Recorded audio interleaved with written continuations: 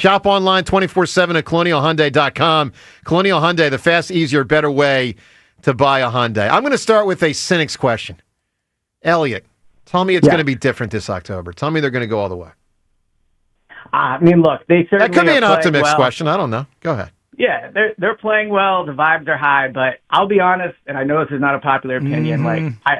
I truly view them like the Sixers at this point. I talk myself. Elliot's one of the can't win people. That's Joe. not fair. Elliot's one of them. Not only is it not fair. accurate, it's actually not fair. The Phillies have done so much more. Completely fair. No, they've done 1 year more. They choked against the Diamondbacks. They were bad against the Mets last year. In 3 years in the playoffs, they've already gotten further than the Sixers have twice, 2 times. They got to World Series and a championship round. What are you talking about? That's an unacceptable This is opinion, nonsense. Yeah, Eliot, give me the moment. Give me the moment in the 7 years Sixers made the playoffs. Give me the moment when you were really, really proud.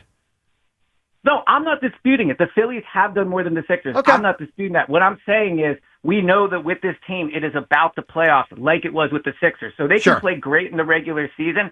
I'm just not going to believe it until I see the Bats do something again in the playoffs. That's fine. That's fair. I will vibe with that. I mean, I put more stock in the regular season. I appreciate the journey knowing my team probably won't win it all, and I don't rip up the piece of paper and throw it in the trash like it was garbage. But I get your point. For those that are saying it's all about October, that does still remain a big question mark of how they will do. I understand that. All right. Let's talk some Eagles. And, of course, everything we're discussing today, everyone can weigh in on it at 215-592-9494. Eliot, the passing game. Why has it been – I'd say last year it was pedestrian for good chunks of the regular season. This year I would say it's been lame. Why?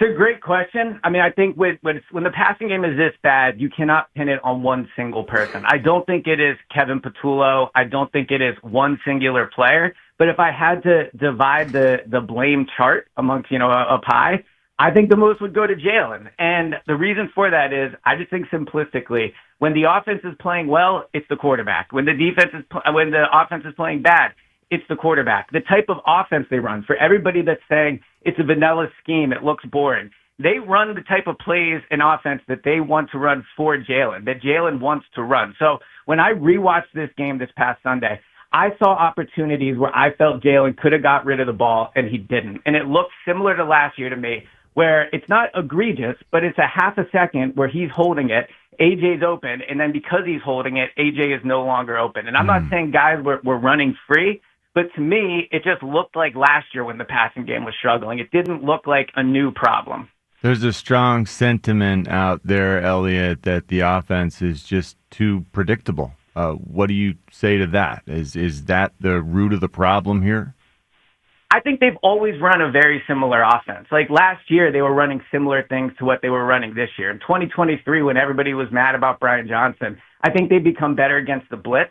But they've always run similar route combinations. They've always had their receivers run similar things. So you can say it's predictable since there's not been huge changes, but it works when the players are executing. I mean, the thing I feel I've learned about Nick Sirianni and that type of team he runs is he's just not like a super intricate X's and O's guy. He is a execute guy. Like they will run routes that if you use them correctly and the players with the talent they have execute them, you see the ball move. We saw it last year. We saw it in 2022. It's just, to me, this feels similar to 2023 when everybody wants to blame the new coordinator because it's the easy thing to do.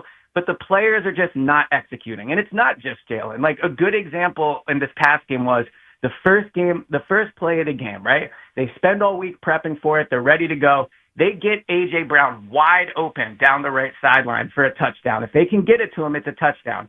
But the blockers miss. Someone gets free to Jalen. Jalen steps up in the pocket and fumbles it. So, the players just have to execute. The talent is there. It's not the play caller. It's the players. Ellie, let's talk about something that's been really good. By the way, reminder to everyone, in 4 minutes, your chance to hear a name. And with that name, Friday on our show, you can win tickets to the Eagles-Rams game. Courtesy of NovaCare Rehabilitation, the power of physical therapy. So don't go anywhere. Hear that name in 4 minutes and win these tickets this week. Eagles-Rams, those tickets given away on Friday. Listen to the name in a couple minutes. Elliot, let's talk about something that's a real positive. John called it. I didn't think he was right. So far, he certainly is. The defense is way better than I thought they would be. Talk to us. Yeah, the defense has been outstanding, and I think you're seeing the benefit of continuity on the defensive side of the ball that you were hoping you would see on the offensive side of the ball. Having Vic back for a second year, and they certainly have a decent amount of new starters, far more new starters than the offense has.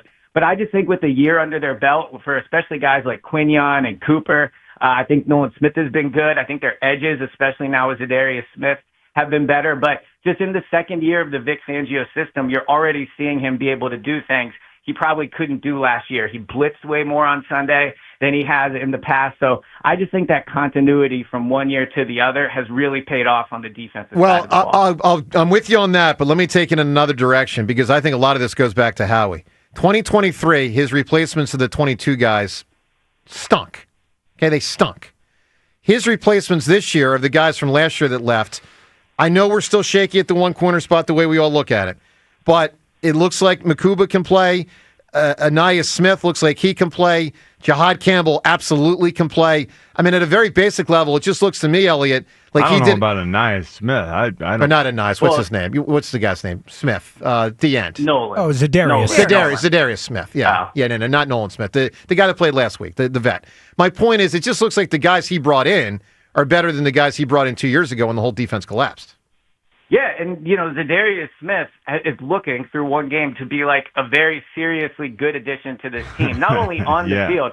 The fact on the field, he certainly made an impact in this last game, but just being around him last week, I do think he is going to be a major addition to this locker room. He has a big personality. You can already see him interacting with the players. They put him in the same locker that Brandon Graham was in. They want him to play that type of role. And I think he has the perfect amount of resume and experience to fill that role. Obviously, he'll never be another true Brandon Graham. He's a special person, and he was a special in that locker room. But Zadarius Smith has a resume. He has experience. He has the age that the other edges don't have. And so just, it's only 1 week, but it does look like this is going to be a very good signing by Howie. That's awesome. That's really cool to hear that he's taking on a leadership spot already.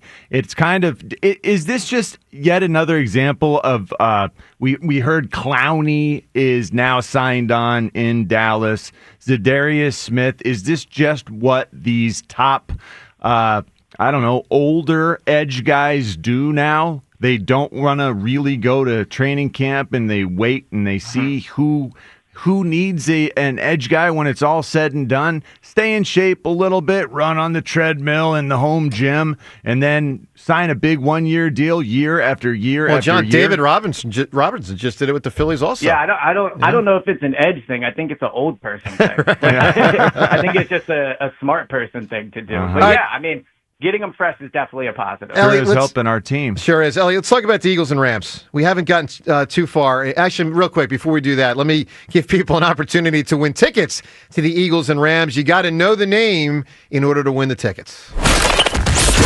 And the name is... Saquon Barkley. Why?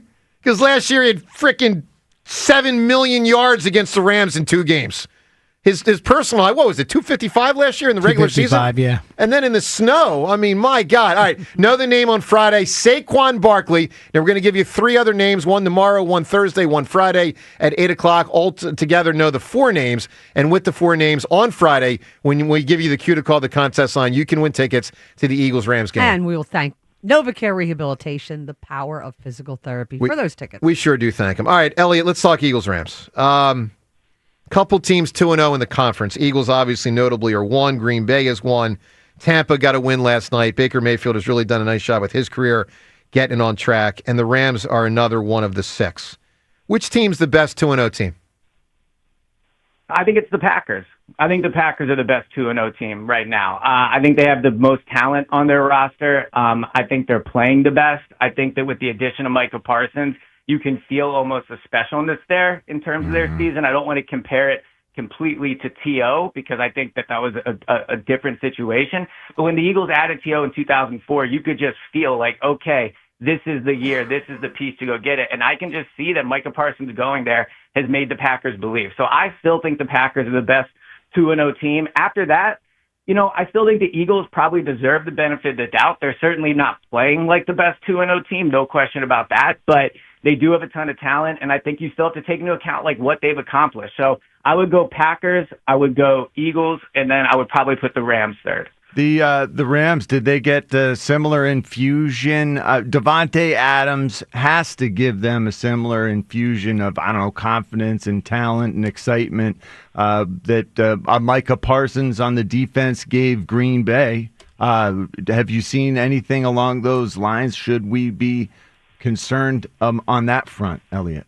Yeah, so I don't view it as similar. I think Devontae is not at a similar point in his career to Micah Parsons. I mean, they might view it that way internally, and they certainly have every right to do that. But from the outside looking in, I don't view it as the same type of addition. I think with the Rams, they obviously have a ton of talent on the offensive side of the ball. That defensive line is a real problem. It's one of the few defensive lines in that playoff game. I know in the first matchup they did well, but in the playoff game, they gave the Eagles offensive line some real problems. And talking to Jordan Mailata about it, like the way he talks about Jared Verse, you can just tell he views him. I'm not trying to say like at a Micah Parsons level, but he has a ton of respect for that guy. It was a really good matchup. So when I think of the Rams, yes, people still think of that offense, but that defensive line is super good. So it's a really, really good test for the Eagles offense and their offensive line this weekend. If I'm remembering right, last year in the playoffs, Eliot, I think it was 8 sacks by the Rams in that playoff game.